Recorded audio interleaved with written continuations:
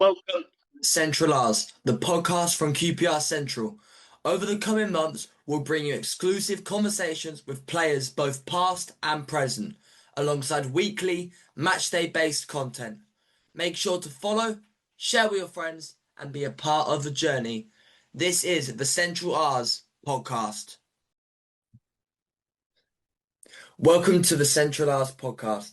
Today we are joined by Duka from Bleed Norwich as we look ahead to our New Year's Day clash.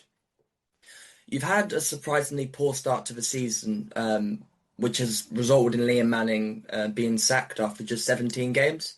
With Philippe Clement now in the hot seat, what differences have you noticed since the change? I think fitness levels is the main one. I think Norwich were very much a first half team under Liam Manning. Performance wise, I think in the league table, if the season was based on first half performances, Norwich would be either fourth or third. And it's quite shocking to see that we're 23rd, so it just shows a drop off in second half performances. But under Clement, it's sort of a very high energy. The fitness levels that he's demanding from the players is a lot more than clearly what Manning was demanding, and that's sort of been the biggest teller that Norwich are able to sort of compete for 90 minutes rather than 45. Yeah. Where do you see now, sort of, because of your start of the season's been it's been quite poor, I think it's quite fair to say. What's your expectations now about where should Norwich be aiming for? I think survival at the minimum because yeah, no, it's quite worrying to see the club in the state that it's in. I mean, going into the season, every Norwich fan was hopeful for playoffs. You know, on face value, the signings we made were very decent. Liam Manning obviously came into the club with very good credentials with Bristol City last season, but then obviously as things have unfolded throughout the season, it's not quite turned out to be that, and we've ended up in the relegation zone. And yeah, I think survival now for Norwich is the goal. I don't think we're going to get any higher than that. After yesterday's result against Watford, there was a lot of wake up calls there that we're still not quite the end product that we want to be under Clement. But yeah, survival is the end goal. Yeah. Despite obviously your quite poor performance, as you just mentioned, I think Josh Sargent as well has been a key standout. First of all, he was back in the squad yesterday during your 1-0 defeat, but do you believe he'll remain a Norwich player come the 31st of January? I think so, and I think it's only based really on the fact he's got January tax, and I think Yeah. Sargent's market value is probably around 20 million, maybe just a bit more. But then you add the January tax in, he's probably worth a good 30 million or just under for clubs, and I don't think many clubs in world football are willing to pay that for Sargent. You know, he's got an injury record that isn't quite up to scratch to have a striker, fully fit for a whole season. He's never really had a fully fit season with Norwich. So I think, all that being considered, I don't think he will leave. But come the summer, I think he's definitely a goner. Yeah, I mean his goal scoring record is very impressive. Do you think you'll have any more of ins and outs during the January window, or just a nothing window? No, I think there's going to be a lot of business. So we've already been told by our owners and sporting director and head coach that there's money to be spent, and Clement will want to bring in some new faces. We're lacking massively in the wide areas, and we haven't really got a proper creative midfielder. We never replaced Nunes when he went to Ipswich, so Yeah. we're still lacking that sort of creative spark in midfield for Norwich, which is it's been very telling throughout the season. Our goal scoring traits just haven't really been there.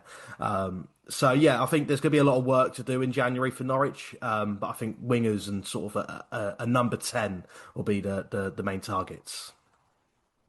You've had a poor home record this season, which I believe I'm right in saying that your winless run ended with a win at QPR in late November. What did you make of QPR on that day? Yeah, so I mean that run was a horrendous run. I think was it end of November we finally got our first home win of the season, Yeah. which is crazy.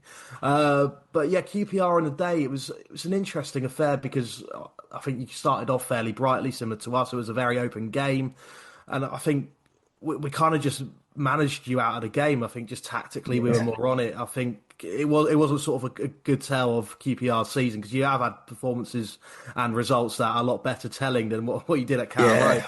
I think.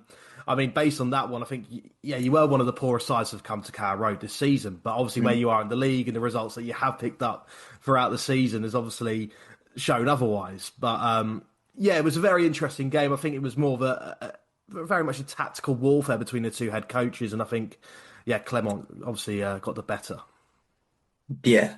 Looking forward to obviously the game on New Year's Day. Which players should QPR fans be wary of from a Norwich perspective?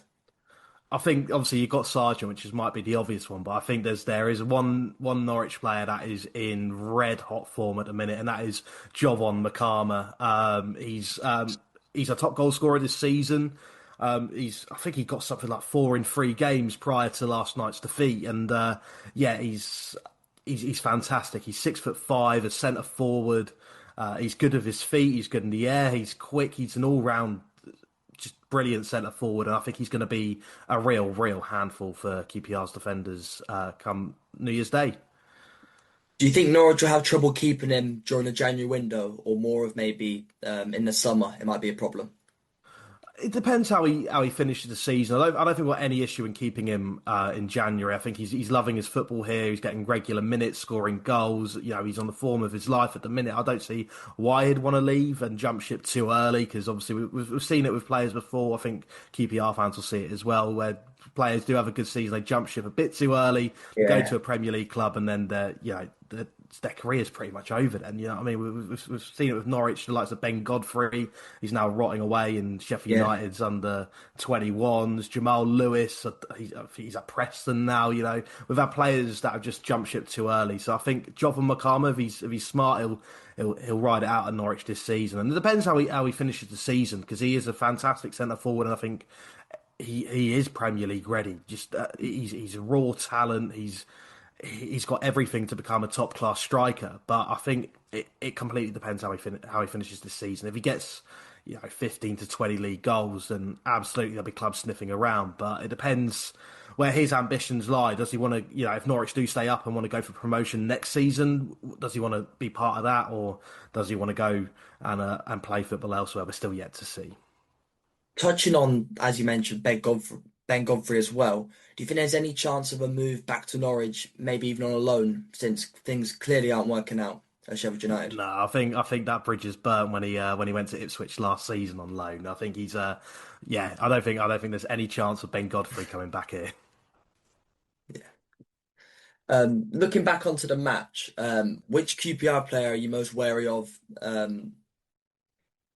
Ooh, that's a good question. I think obviously Ilias Chair does always cause issues wherever he is. But yeah, I mean, just looking through your squad, I think Burrell is one that really stood out to me. I thought he was excellent. I believe he got your goal, if I'm not mistaken, as Yeah, well. he And he was did. he was on fine form going into that game. I think Richard Kone, obviously coming from the lower leagues of football, then Wickham had a great goal scoring record there.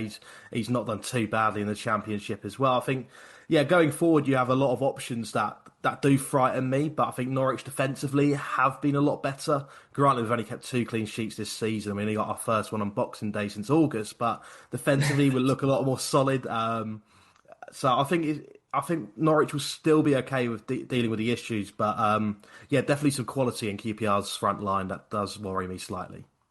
Yeah, I think like you said, Burrell, I think it's 7 games played and 8 goal contributions at Loftus Road now. I'm sure I'll be hoping to add a few more. But finally, what's your score prediction? Oh, score prediction. Now, I haven't given this much thought. I usually do before going into a game, but the game's becoming quick and fast at the minute. God, I'm gonna be hopeful and go for 2-1 Norwich win, more out of hope than expectation. Just because we are in desperate need of a win. Portsmouth keep winning above us, and I don't want Yeah, that gap to get bigger and bigger, and we do end up getting relegated to League One because that would be horrible. But yeah, I'll go for a 2-1 Norwich win, but I think my head's more saying probably a score draw, a nice little 1-1. a big thank you to Ducker for joining us for this episode of Opposition Preview. I hope you enjoyed and let us know your score predictions below.